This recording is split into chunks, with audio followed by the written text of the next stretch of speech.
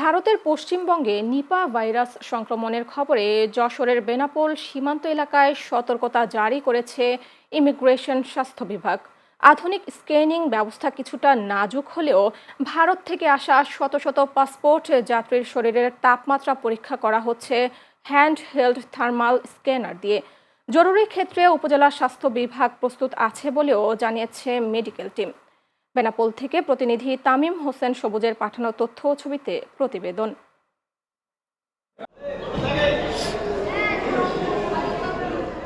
ভারতের পশ্চিমবঙ্গে নিপাহ ভাইরাসের সংক্রমণের খবরে বাড়তি সতর্কতা জারি করেছে আশপাশের রাজ্যগুলো। স্বাস্থ্য ঝুঁকি দেখা দিয়েছে বাংলাদেশের সীমান্তবর্তী এলাকায়ও। এ কারণে বাড়তি নজর রাখা হচ্ছে বেনাপোল ইমিগ্রেশন চেকপোস্টে। ভারত থেকে আসা যাত্রীদের শরীরের তাপমাত্রা পরীক্ষা করা সহ স্বাস্থ্য পরীক্ষা শুরু করেছে ইমিগ্রেশন স্বাস্থ্য বিভাগ। দেয়া হচ্ছে সচেতনতামূলক পরামর্শ।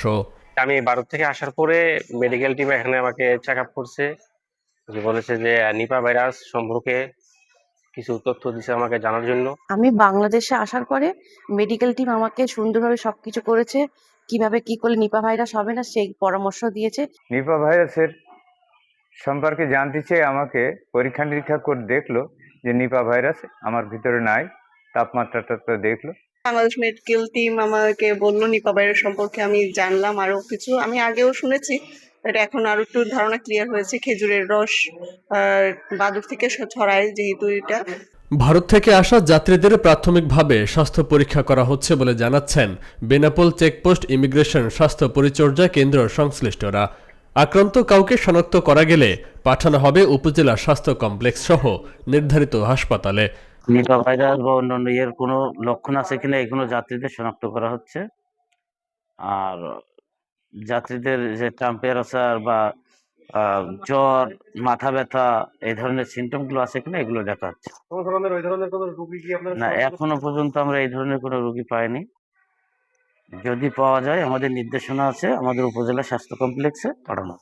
এই ভাইরাসগুলো শনাক্ত করার মূল যে জিনিসগুলো সেটা হচ্ছে লক্ষণ।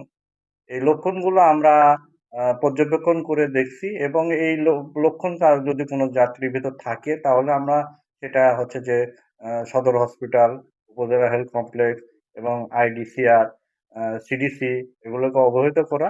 এগুলোকে এই যাত্রীগুলোকে আমরা ল্যাবরেটরি টেস্টের মাধ্যমে সঠিকভাবে রোগটা নির্ণয় করার জন্য আমরা তাদের কাছে পাঠানো হয়। বেনাপোল ইমিগ্রেশন স্বাস্থ্য পরিচর্যা কেন্দ্রের আধুনিক থার্মাল স্ক্যানার অকেজ থাকায় যাত্রীদের শরীরের তাপমাত্রা পরীক্ষার জন্য ব্যবহার করা হচ্ছে কেবল হ্যান্ডহেল্ড থার্মাল স্ক্যানার। এখন পর্যন্ত কোনো ল্যাব টেস্ট বা আইসোলেশনের ব্যবস্থাও নেওয়া হয়নি। নিপা ভাইরাসের সংক্রমণ রোধে কার্যকর পদক্ষেপ নেবে বন্দর কর্তৃপক্ষ, এমন প্রত্যাশা সচেতন মহলের। Faisal Mahmud, channel S news desk. টার্মিনালের অবস্থা কি করেছে?